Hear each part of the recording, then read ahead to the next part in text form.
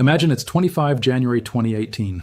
You are a 63-year-old financial assistant living in Cape Town, South Africa. Your name is Sharon O'Connor. You live in a city of sea, wind, and mountain shadow, and until recently water was so ordinary you barely noticed the sound of the tap in your kitchen. You keep a neat apartment, a little emergency cash in a drawer, and a routine built on things that feel permanent. Morning tea, bus rides, office paperwork, groceries on the way home.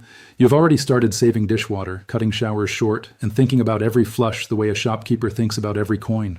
Tonight, instead of sleeping, you are standing in a line at a spring in Newlands with plastic containers at your feet, watching strangers arrive in the dark. If you have ever wondered why a legal claim to water can become more valuable than land, crops, or even cash, stay with me. What you are about to hear is not a theory, it is a pattern. It has happened before, in different countries in different decades, and it always reveals the same hard truth.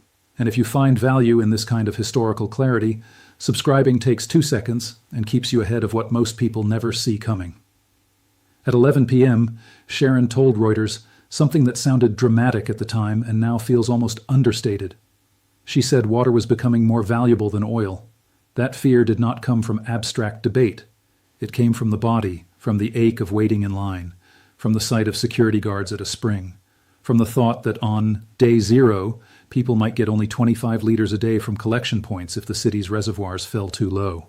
The modern world likes to pretend that value lives in stock tickers and skyscrapers, but history keeps interrupting that story. Again and again, when drought, population growth, bad policy, or simple overuse squeeze a water system, the most valuable thing is not the river itself. It is the right to touch it, the right to divert it, the right to store it, the right to move it before someone else does. That is what this video is about, not a prediction, an autopsy. A look at how water rights, which once seemed like dusty legal paperwork, have turned into something closer to a master key. Because when a society runs short of water, that paper stops being paper. It becomes a place in line. Before we go further, there is something important to understand. Water is not like wheat, copper, or even oil. Most resources can be substituted, stored, or shipped with enough money. Water is harder. You do not negotiate with thirst. You cannot tell an orchard to wait until next quarter. You cannot ask a city to pause drinking for 6 months while the market settles down. That is why the real asset is rarely the water in a river at any one moment. Rivers move, reservoirs shrink, rain fails. The real asset is priority. In plain English, priority means who gets served first when there is not enough to go around. Think of a crowded lifeboat. When the sea is calm, the ticket seems dull and bureaucratic. When the ship tilts, it becomes priceless. Water rights work the same way. In wet years, they look technical. In dry years, they reveal who has a seat and who is left on the deck. History shows the mechanism with brutal consistency. First, a region grows richer or drier or both. Then demand rises faster than supply. Then law steps in and decides whose claim counts.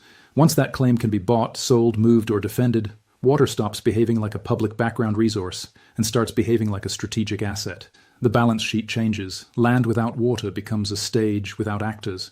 A factory without water is a machine without power. A city without secure water is a body living on borrowed blood. That is the secret key beneath this entire story. Scarcity matters, of course. But scarcity alone is not what creates fortunes and losses. Law does. Infrastructure does. The pipe, the canal, the reservoir, the contract, the court ruling. These are the gears hidden inside the clock.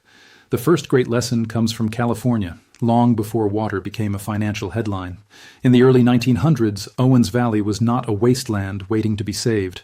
It was a working agricultural region. The valley had been shaped for centuries by the northern Paiute, who used hand-dug canals to guide snowmelt water. Later settlers expanded those systems, and by the turn of the 20th century, local landowners had organized serious water and power associations. Water was not an afterthought there. It was the spine of the valley.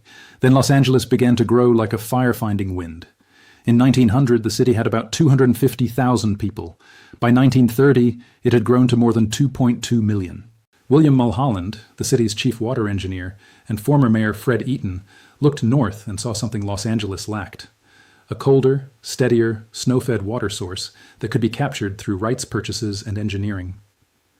Starting in 1905, Los Angeles began buying land and water rights in Owens Valley. Some owners knew exactly what was happening, others sold for reasons that had nothing to do with city planning. But the pattern was unmistakable. Money from a fast-growing city started absorbing legal claims from a rural valley. Once enough rights were secured, Los Angeles voters approved more than $24 million in bond funding for the Los Angeles Aqueduct. Built from 1907 to 1913, the aqueduct stretched 233 miles and used gravity to move Owens River water south. On 5th of November 1913, Mulholland opened the gates and said, "There it is, take it." That line sounded triumphant in Los Angeles. In Owens Valley, it sounded like a door closing. What vanished first was not just water, it was local control over the future. By 1935, Los Angeles had acquired 95% of the farm acreage and 88% of the town properties in the valley, after negotiations involving about 1,800 farmers and town lot owners. Through 1934, the city spent more than $18.5 million on agricultural properties and more than $6.1 million on town parcels. Some landowners did well in the sale. A careful historical study argues that many owners financially outperformed what they might have earned by simply staying in agriculture. That matters, because history is rarely a fairy tale of pure villains and pure victims. But economics is not the same as community. A town can be paid and still be emptied. A valley can show higher land values and still lose the rhythm that made it a society rather than a map. Irrigated agriculture gave way to livestock raising. Farms were consolidated. Ranches were leased back in larger units. The valley began to feel less like a living fabric and more like cloth cut to fit another city's suit. Ordinary people felt that loss not in legal language but in daily subtraction. Fewer local opportunities, less control over irrigation, less confidence that the next generation could stay. By the 1920s, some residents were so furious that parts of the aqueduct were sabotaged. That is how history sounds when a rural water system becomes an urban asset. Not like a market, like an organ being removed from a body while the patient is told the transaction was efficient. And yet the Owens Valley story is not just about theft or greed. It is about mechanism. Water rights became valuable because a much larger economic machine could convert them into urban growth. A piece of paper in a dry valley became more powerful when connected to a city, a bond market, and an aqueduct. The right was no longer local. It was leveraged. That is the first pattern.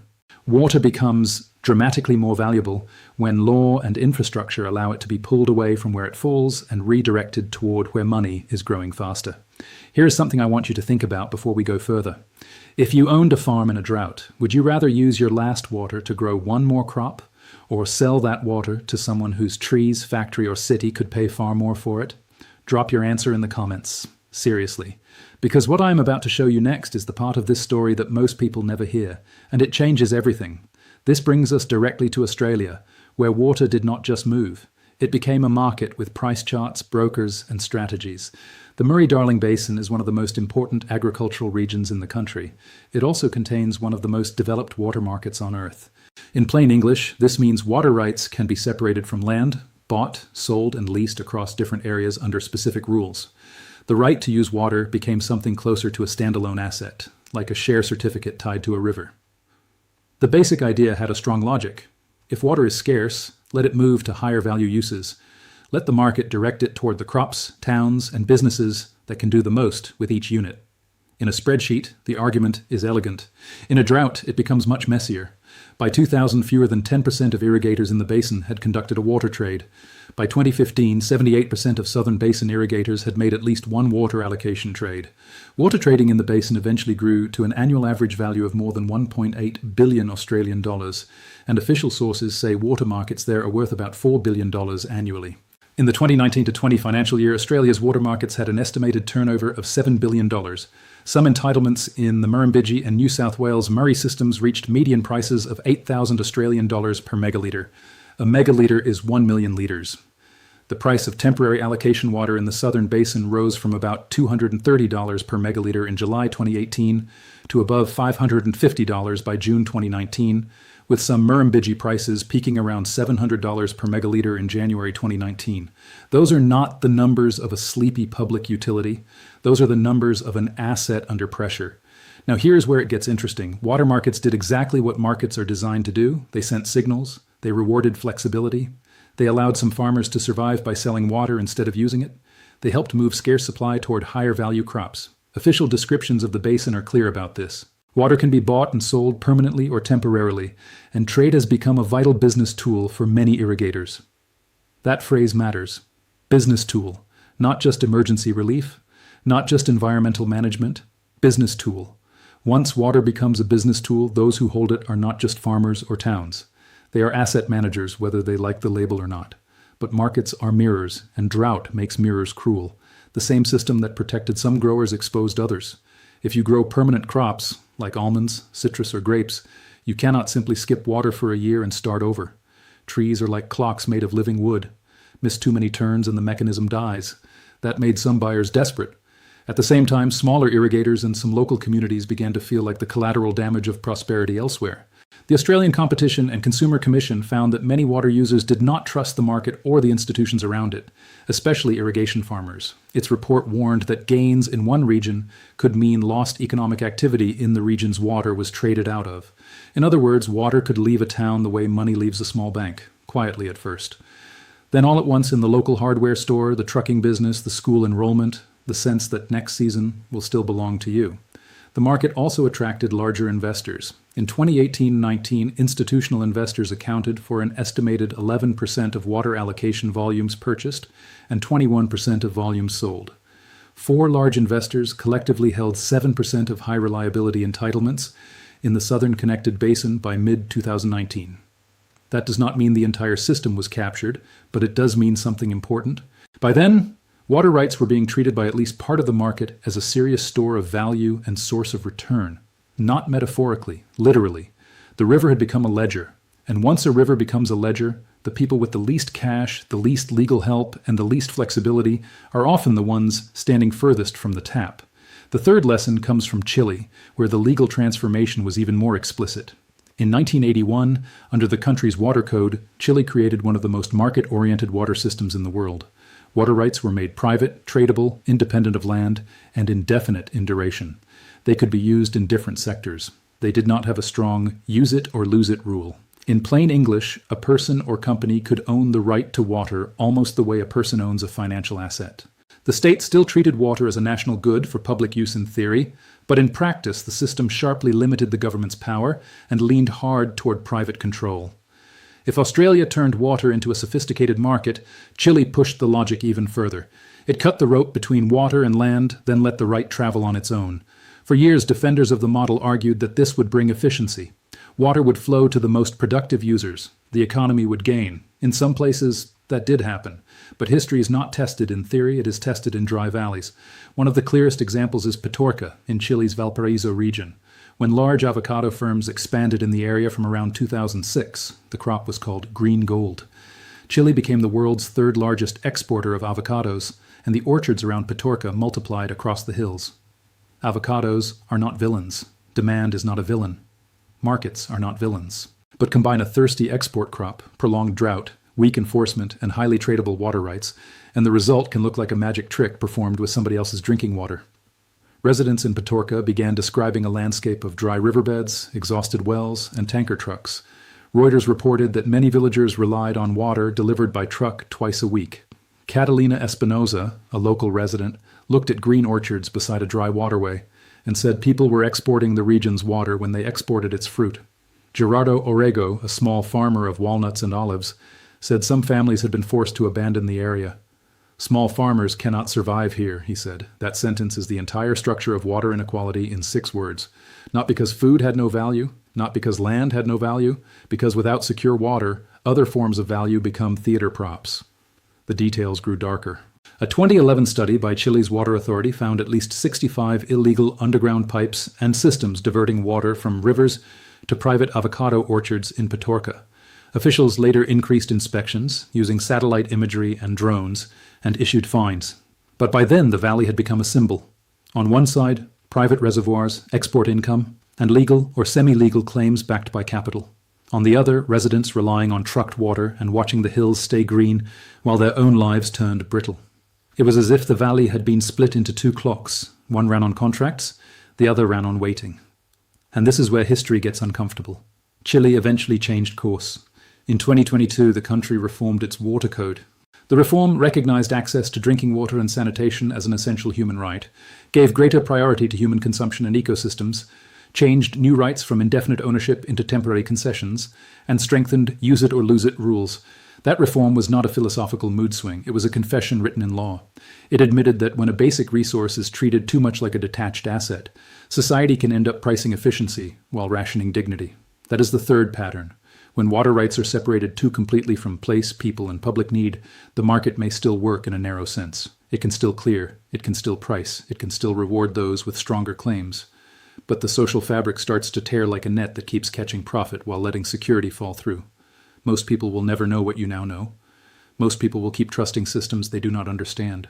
If you are still here, you are not most people. Hit subscribe, because the next section is the part this channel was made for, the part they never put in textbooks. Now observe what all of these cases have in common. Owens Valley, Murray-Darling, Petorca, different countries, different decades, same result, the same mechanism, different legal wrappers. Water becomes extraordinarily valuable when four things lock together at the same time. First, supply tightens, whether because of drought, overuse, climate shifts, or growth. Second, demand becomes inelastic. That is a technical phrase, but the meaning is simple. People, cities, and permanent crops cannot cut their need very much when stress arrives. Third, the law creates a ranking system. Senior rights, transferable allocations, private claims, or enforceable permits decide who gets water first. Fourth, infrastructure or markets make those rights movable. A canal, a broker, a reservoir, a court order, a futures contract. At that point, the water right stops acting like a local custom and starts acting like a lever. Look at Owens Valley. Rural water claims became far more powerful once connected to Los Angeles bonds and a 233-mile aqueduct. Look at Australia. Water that once sat inside farming life was broken into tradable pieces and priced across a basin-wide market worth billions. Look at Chile. Rights detached from land and public hierarchy became private claims that could outlive common sense. In every case, the valuable thing was not just moisture in the ground. It was legal priority backed by systems that could turn that priority into money or survival. And here is the counterintuitive part most people miss. Water rights do not become valuable only when society is collapsing. Often they become most valuable while society is still functioning, still expanding, still congratulating itself on innovation. The asset rises before the panic. The cracks spread before the floor gives way. In December 2020, CME launched water futures tied to the Nasdaq Vélez California Water Index, which tracks the price of water rights leases and sales across major California markets. Think about what that means. One of the most fundamental substances of life had become something market participants might hedge like any other exposure. Not because traders planned to drink futures contracts, because price risk around water had become real enough, measurable enough, and costly enough to require financial tools. The index itself is quoted in dollars per acre foot, and an acre foot is about 325,151 gallons, enough to cover an acre of land 1 foot deep. That is not science fiction. That is paperwork catching up to physical reality. At this point, the pattern becomes impossible to ignore. When water is abundant, rights look sleepy. When water grows tight, rights wake up. They reveal who can hold, who can sell, who can bargain, and who must beg. Cash matters, land matters, technology matters. But the hidden beam supporting all of them is access. And access, again and again in history, is written into law before it is felt in daily life. This leads to the human cost, which is where statistics stop sounding abstract.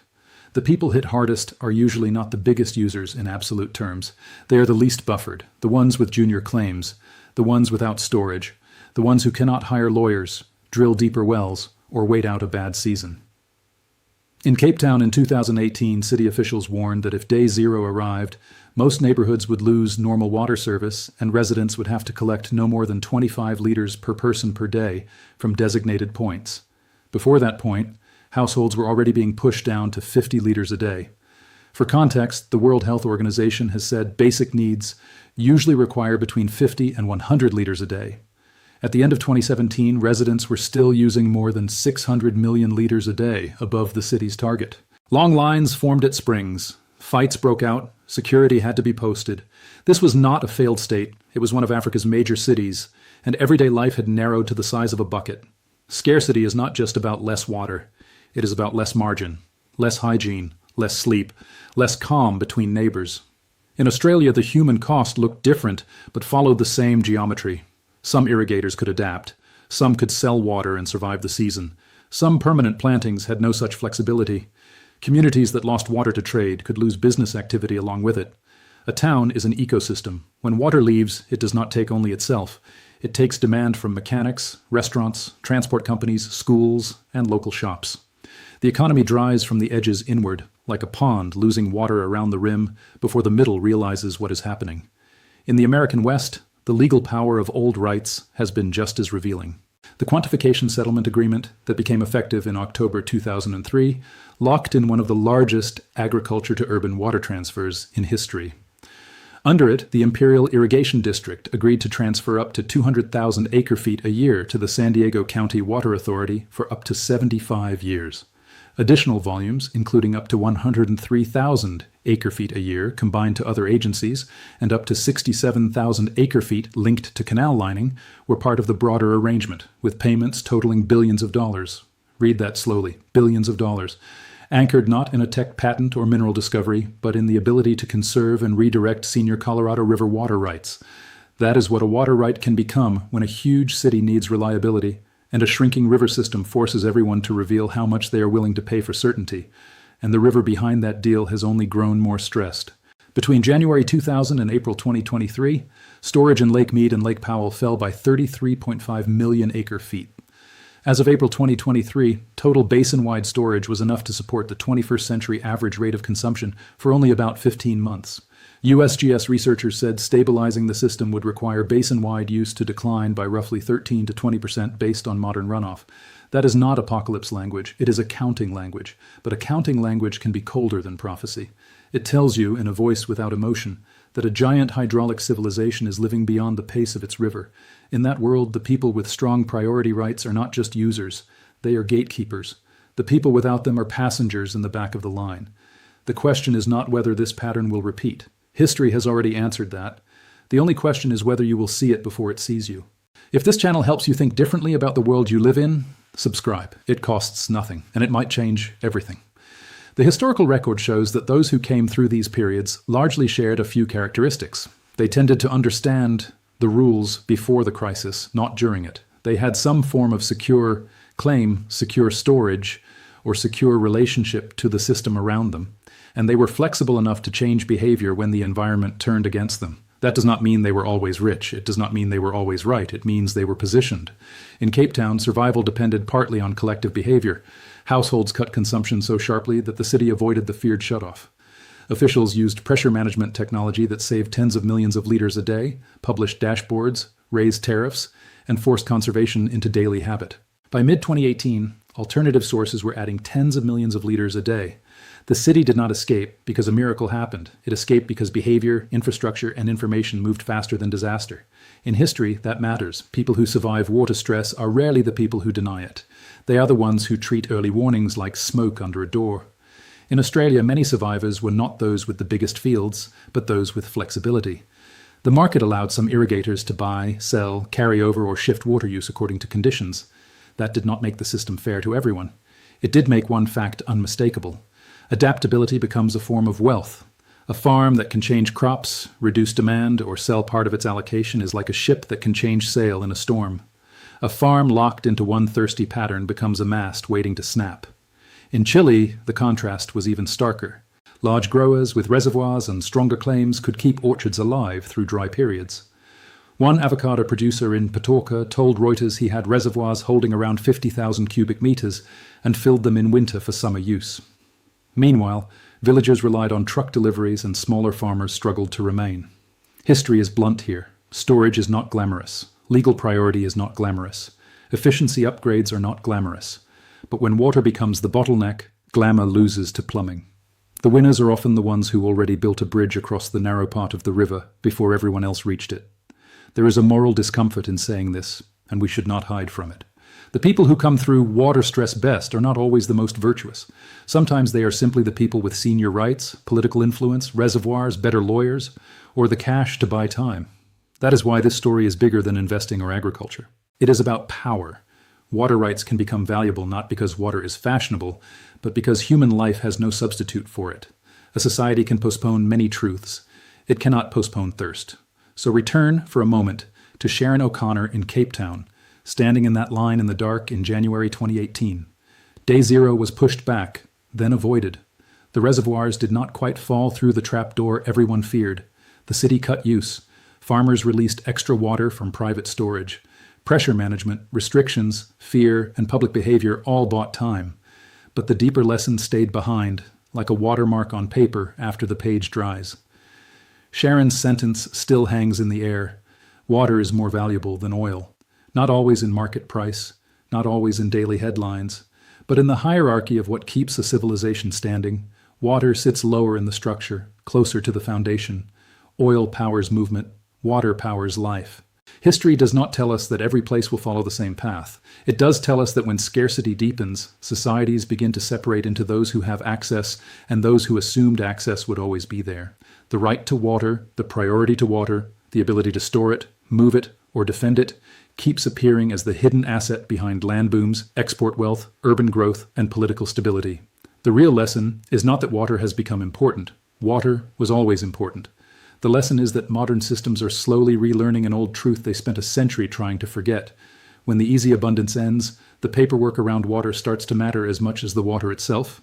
Collapse is not always a fire. Sometimes it is a queue, a tanker truck, a dry canal beside a green orchard, a city that keeps growing because someone else's valley signed away its future years earlier. This is historical and educational analysis. It is not financial advice. Every individual situation is different. Please consult a qualified professional before making any financial decision. This video is not for everyone. Most people will dismiss it. But if one person in your life needs to hear this, share it with them. Not because it will change the world, because it might change their world. Subscribe for more, and I will see you in the next one.